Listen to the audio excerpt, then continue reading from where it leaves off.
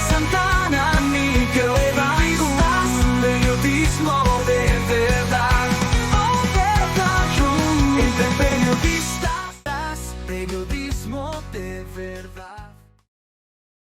Bueno, estamos ya de regreso, como prometimos, con Cronis Bonilla y Yurisan Candelario, dos delegadas del sistema judicial de la Sociedad Defensora de los Derechos Humanos, experta en temas de criminalidad, de delincuencia, de cárceles. Tienen mucho que aportarnos y hoy estarán participando de este conversatorio en el que hemos analizado ya en otras secciones los problemas de salud mental en las personas que cometen crímenes y delitos, el problema que genera todo esto en las cárceles, en todo el sistema, la corrupción que opera ahí adentro y cuáles son los proyectos de reformas para transformarlo todo y que tengamos una mejor sociedad y los dominicanos podamos tener más confianza y seguridad al andar por las calles. Bienvenida a este programa Entre Periodistas. Gracias. Siempre he tenido ya con Cronis hemos conversado, no había tenido la oportunidad con Yurisan, pero en algún momento hemos hablado ellos han estudiado el comportamiento de los internos en las cárceles, saben de dónde vienen la mayoría de las personas que delinquen, cómo viven dentro de las cárceles, o sea que si hay un espíritu de rehabilitación, eso no se consigue fácil porque cuando vienen a estar segregados en un lugar están con gente que no van a aportar ningún elemento de cambio positivo hacia la sociedad. Pero a mí el tema que me inquieta es el siguiente, o sea, yo veo que siempre los psicólogos cuando van a examinar a alguien se van de una vez a la infancia, al origen a ver si descubren algunos traumas que a su vez puedan ser motores en el futuro de conductas criminales o impropias. Entonces me gustaría saber si ustedes dentro de su investigación forense o dentro de las tareas que tienen, o sea, toman en cuenta ¿cuál es ese tipo de antecedente que puede tener un individuo cuando delinque, cuando ustedes lo interrogan y lo verifican y conversan con ellos en las cárceles?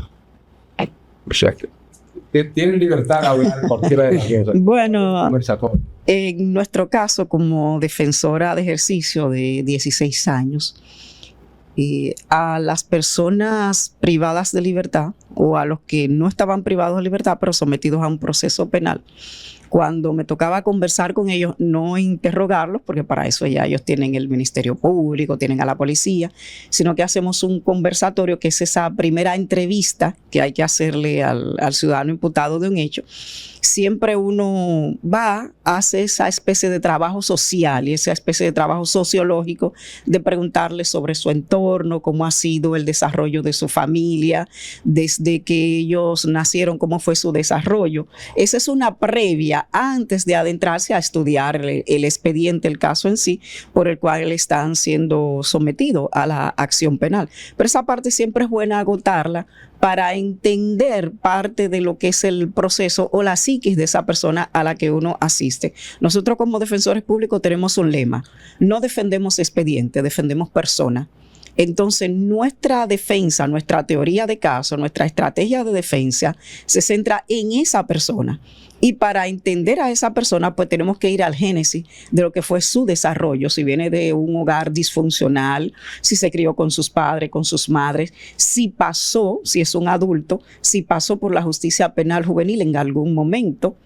Y todas esas aristas uno la ve antes de adentrarse a estudiar el expediente y preparar su estrategia de defensa y de lo que es su teoría de caso. ¿Qué resultado? O sea, ¿cuál ha sido la cosecha de ese confesionario? O sea, ¿qué han descubierto ustedes? Que la mayoría venía ya arrastrando problemas. De esa relación usuario-defensa pública. En nuestro caso, que tenemos usuario, no cliente.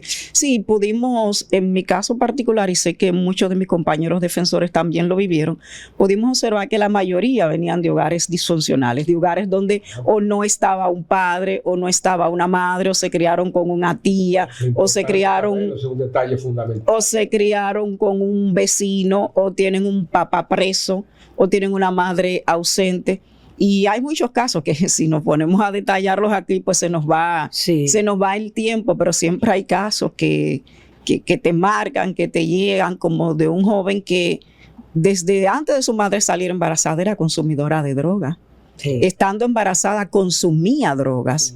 Y ese joven, que lo conocí en la jurisdicción de justicia penal juvenil, o lo que nosotros llamamos como el Tribunal de Niños, Niñas y Adolescentes, era consumidor de droga, era atracador, había caído preso varias veces, y su padre lo mataron, él no lo conoció, y su madre iba muchas veces al tribunal en condiciones de estar bajo los efectos de sustancias controladas. Bueno, esa situación realmente es muy preocupante, y a mí en particular, ahora en estos días que se ha celebrado el Día Internacional de los Derechos del Niño, estuvimos viendo cómo UNICEF publica unos datos interesantes. Estamos hablando de adultos, pero también de jóvenes y de sus orígenes. Dice aquí que la violencia sigue siendo el principal problema de la violación a los derechos del niño, incluyamos a los jovencitos. Entonces, se llama eso. Esa violencia que se genera en todos los ángulos, la pela física, pero también la mental, la moral. Oye, consumir droga y querer concebir un niño, tener relaciones, es una violencia, porque tú estás generando un ser que va a tener problemas por default, y ya lo sabes. Entonces, dice aquí que el 63.5% de los niños sufre algún tipo de violencia en el hogar. Y de eso, la mayoría, el 70%, son de 3 a 4 años. Entonces, la violencia es el término, la violencia es el origen de donde proviene esos comportamientos, y la violencia es física, mental, emocional, circunstancial, ambiental. ¿Verdad, doctora? Cuéntenos un poco qué consideran ustedes como justicia sobre este término. Mire, nosotros tenemos que entender que muchas veces nosotros queremos ver el problema, y como lo decía la licenciada Yurizán, no buscamos ese problema desde la génesis. Si nosotros ahora vamos al sector justicia y ustedes van a hacer unas estadísticas de cuáles son los tipos penales que nosotros tenemos en el sector justicia, cuáles son realmente los que alcanzan un porcentaje más alto, y entonces nosotros vamos a ver que precisamente puede encontrarse que sea homicidio, que sea violencia 309, y que sea la ley 50 par de 8. Que sean la de droga, que sean los tipos. Entonces nosotros nos tenemos que preguntar, bueno, pues entonces, ¿por qué estos son los tipos penales que se producen, por lo cual los usuarios de nosotros van entonces y están en las cárceles y están en prisión?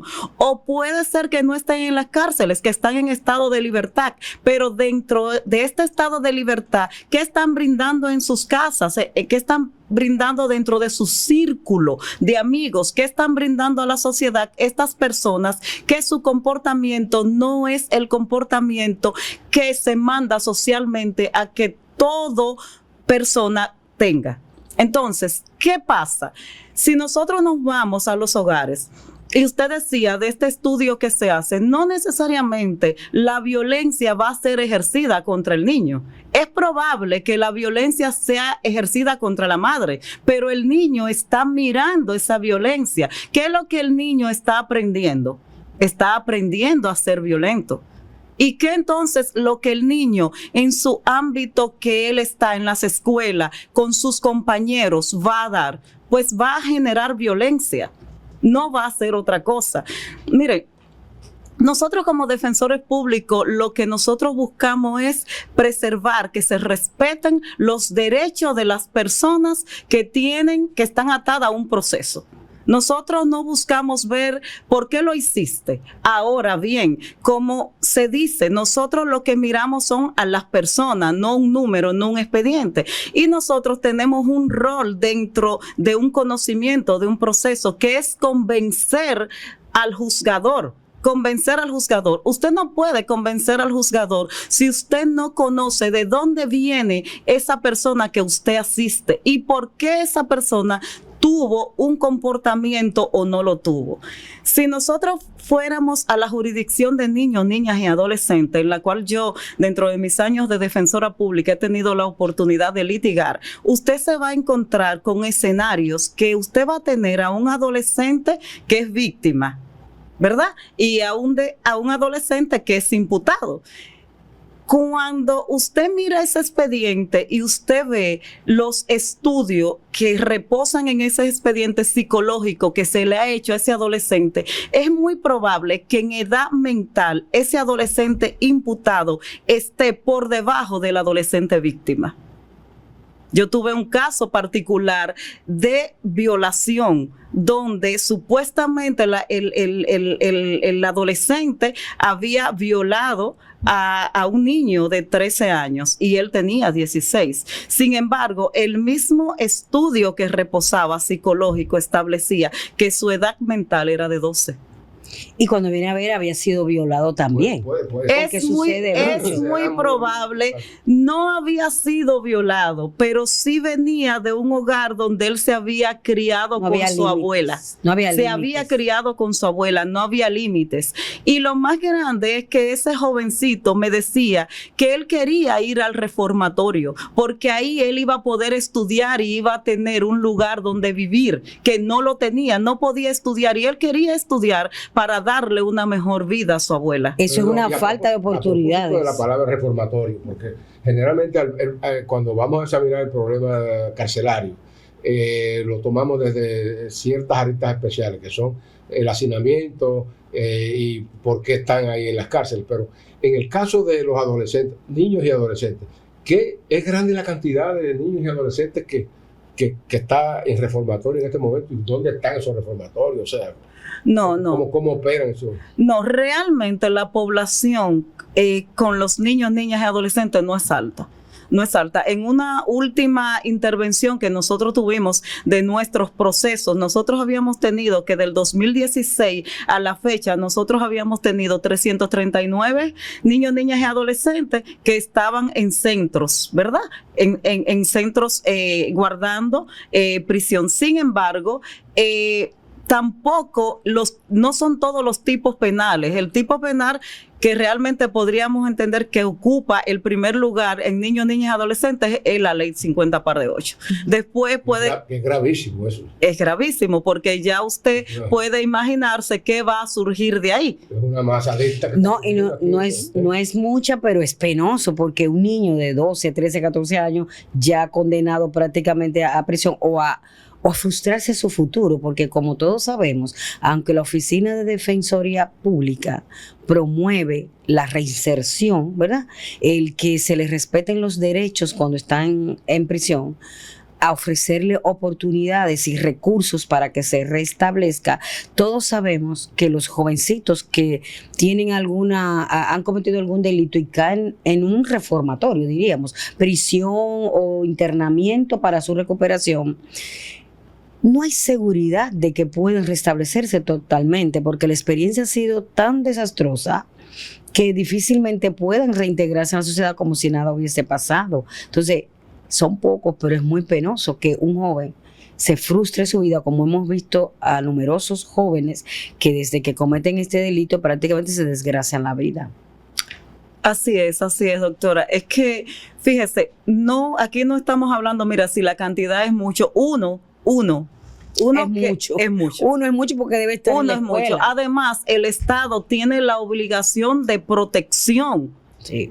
Tiene la obligación y así lo establece la Constitución de estos menores. Es decir, no es un asunto de que no, si ya uno te falla, pues el Estado como tal está fallando en la protección de los niños, niñas y adolescentes. Pero igual, si el Estado no invierte en la educación, en los hogares no se invierte para que estos niños y adolescentes tengan la oportunidad que se requiere.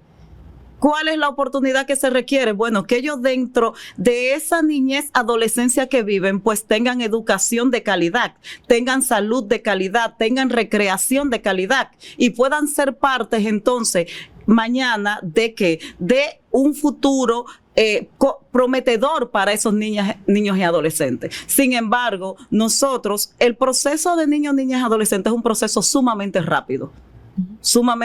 Y pudiésemos decir que en niños, niñas y adolescentes no se produce tanta prisiones preventiva como se produce en los adultos. Ok, ese tema es sumamente interesante porque hoy estamos, como le decía, ya habíamos tratado diferentes aristas y hoy nos enfocamos en los jóvenes, en los adolescentes y esa vida que se frustra, esa trayectoria, ese camino que vemos afectado por la comisión del delito. Pero vamos a hacer una pausa y cuando regresemos vamos a adentrarnos mucho mejor en lo que es la prevención, lo que es la comisión de los hechos y la solución del problema, o cómo podemos, como ustedes decían o han dicho en algunos conclaves que han tenido, la responsabilidad de todos, cómo recae, cómo repartirla para que esto no suceda. Nos vemos en un momento.